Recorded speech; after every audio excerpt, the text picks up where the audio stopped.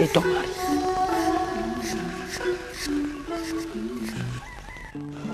Explique-moi un peu. Je ne comprends rien à votre école d'aujourd'hui. Un jour tu n'as pas classe, un jour c'est le matin, un autre jour c'est l'après-midi. Est-ce que tu arrives à travailler avec tout ce désordre? Oui. J'ai toujours ma moyenne. Mais au lycée, l'emploi du temps change. Parfois on a sport, parfois on a permanence. Tu dis que tu as la moyenne. Mais tu es classé combien? Fais attention, fiston. On ne va pas à l'école pour s'amuser. C'est ton avenir d'homme que tu prépares. D'ailleurs, il serait temps que je te mette à l'école de la vie. Tu n'es plus un enfant. Il faut que tu saches certaines choses. Si aujourd'hui il y a des problèmes dans cette maison, c'est parce que votre mère vous a caché la vérité sur notre tradition. Mais oncle Didine, qu'est-ce qui va se passer maintenant? C'est-à-dire? Je vais parler d'Angélique. Maman n'acceptera jamais qu'elle s'installe à l'auberge. Pour elle, Rigal est le diable en personne. Pourtant, moi je trouve qu'il est cool. Il est comment? Je vais dire qu'il n'est pas ce que pense maman. C'est un gars super. Il a un bon feeling. Je ne sais pas ce que tu appelles feeling. Mais je n'ai rien contre ce garçon. Moi, je veux seulement que les choses se passent dans le respect de notre tradition. Il faut que tu saches que depuis la mort de votre père, je suis le chef de famille. Et c'est moi qui prends les décisions. Ta mère n'est qu'une femme. Et il n'est pas bon qu'une maison soit commandée par une femme. D'ailleurs, je vais rester quelque temps ici. Il faut que je mette de l'ordre dans cette maison.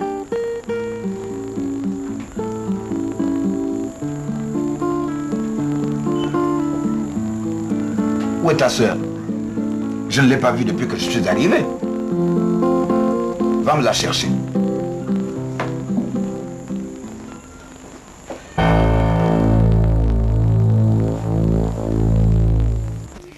Voilà. On fait que ça. Voilà. Je sais pas. Je trouve que ça fait trop surchargé. Il faut quand même pas que ça ressemble à un banja. Justement, ce serait plutôt drôle. Hein? De l'autre côté de la rue, le temple de l'armée du bon Dieu. Et ici, le temple animiste pourrait bien mettre le grand Régal. Ne rigole pas. Madame Veuve me prend déjà pour le diable en personne. Alors si elle découvre que nous sommes en train de transformer l'auberge en banja, je crois que je peux dire adieu à Angélique pour toujours. J'ai compris, j'ai compris. Puisque Angélique est en jeu, alors plus de banja. À la place, je ferais bien une grande croix. Une grande croix. Avec des petits anges tout autour. Hein? Puisque tu as décidé de me faire la fête, je laisse tomber. Je garde ce mur pour l'exposition de peinture. Ah oui, c'est une idée d'Angélique. Finalement, je vois qu'elle a vu juste. Oh là là! Susceptible et amoureux. Mais c'est grave, mon cher, c'est très grave. D'accord, continue. Même si tu ne m'as pas été d'une grande utilité, je t'offre quand même à boire. Avec plaisir. Et si tu as l'intention de m'offrir un cercueil, mets une croix dessus. Hein.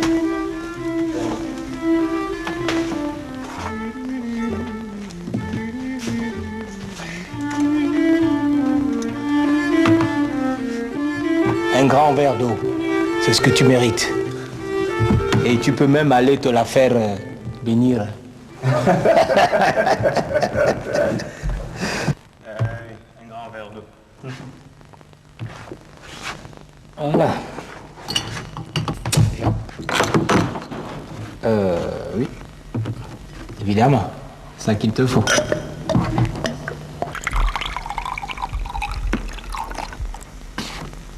Allez. Tiens.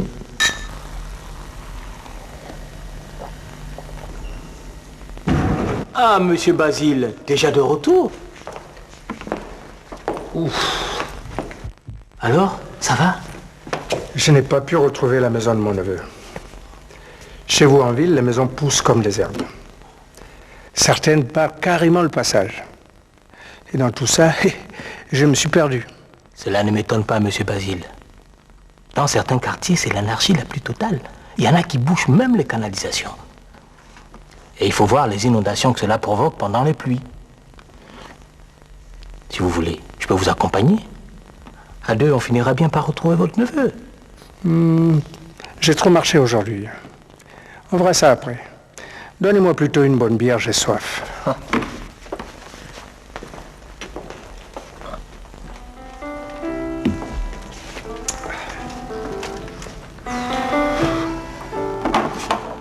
Voilà.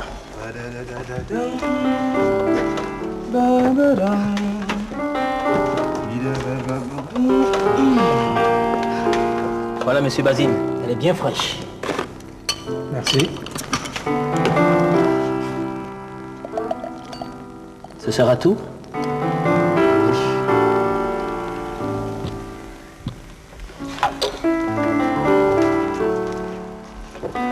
Oui. S'il vous plaît. Hein? Elle n'est pas là, la patronne? La patronne? Vous avez besoin de quelque chose? Non, plutôt si. Je lui avais remis mes habits qui étaient sales avec la poussière de la route. Je veux savoir s'ils sont déjà lavés. Ah, je vois. Vous voulez parler de Mira? C'est pas la patronne, c'est une amie. Ah bon? La patronne, c'est Angélique. Ah bon? Pour l'instant, elle n'est pas là. Et si vous restez encore quelques jours, vous ferez sa connaissance. Je ne sais pas combien de temps je resterai, mais je ne partirai pas d'ici tant que je n'ai pas réglé mon problème. Votre neveu vous cause des soucis? Non, non, c'est l'administration. Ah, Ils me doivent ma pension. Depuis que je suis parti à la retraite, c'est la même chose. Chaque fois, ils me disent qu'il manque un papier. Je suis déjà venu 3 fois pour ça. Même mon neveu a essayé, mais toujours rien. c'est toujours pareil avec l'administration, monsieur Basile. Pour prendre votre argent, ils sont rapides. Mais pour payer, c'est des kilos de papier qu'il faut signer. En tout cas, cette fois-ci, je ne retournerai pas au village sans mon argent. Et Angélique peut vous aider. Ah bon? Ah oui, elle a travaillé déjà avec un avocat. Et pour la paperasse, on peut lui faire confiance.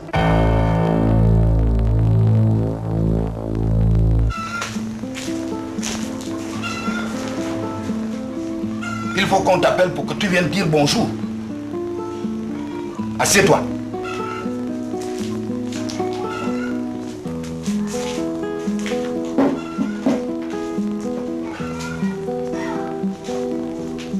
Angélique, je ne suis pas content de toi. Je ne sais pas ce qui se passe dans ta tête. Mais je ne te reconnais plus. Tu ne respectes plus personne. Tu décides seul d'aller habiter chez un homme. Comme si tu n'avais plus de famille. Quand j'essaie de te raisonner, tu me réponds et tu me fais honte devant les gens. Si je t'ai ramené à la maison, c'est pour ton bien. Quel poids veux-tu avoir dans ton mariage si ton mari ne nous respecte pas? Mais oncle Didine, quand je t'avais demandé de venir ici, c'était justement pour ça. Mais vous ne m'avez même pas laissé le temps de m'expliquer. Expliquer quoi? Tu ne crois pas que c'est avant de t'engager que tu devais nous en parler? Oncle Didine, je suis passée chez toi mais tu n'étais pas là. Quant à maman, tu sais bien qu'elle ne veut considérer que son point de vue. Là, je suis d'accord avec toi. Mais il faut que tu te mettes une fois pour toutes dans la tête que le chef de famille ici, c'est moi.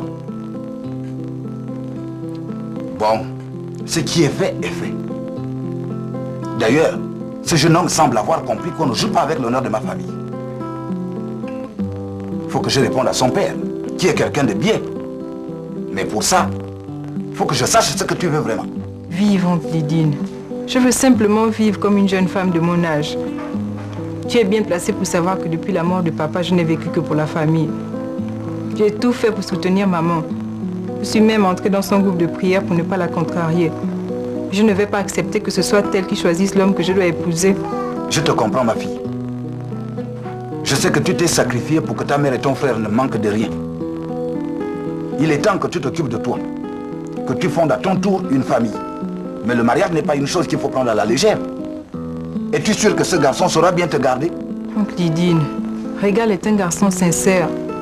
Ce n'est pas parce qu'il est artiste qu'il n'est pas sérieux. Il a ses opinions, mais lui au moins il respecte celles des autres. Et tu crois que ça suffit pour faire un bon mari?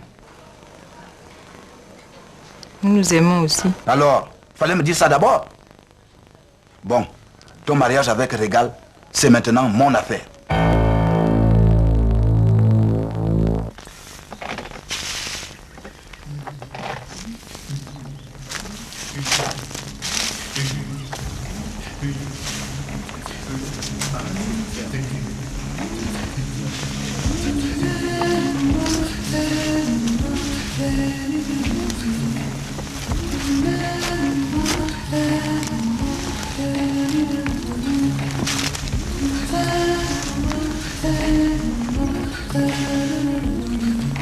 De ce côté-ci, depuis votre dernier passage, tout se passe bien.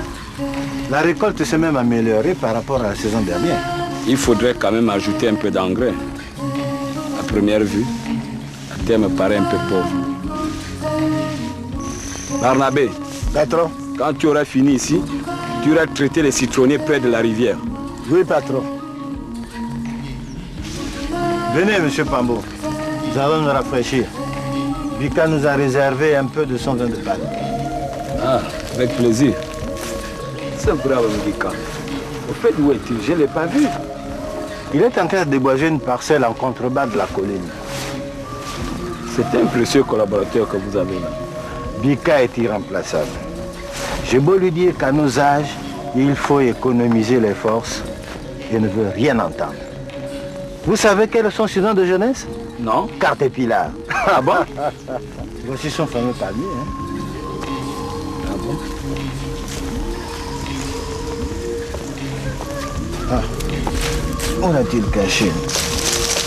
Le voilà.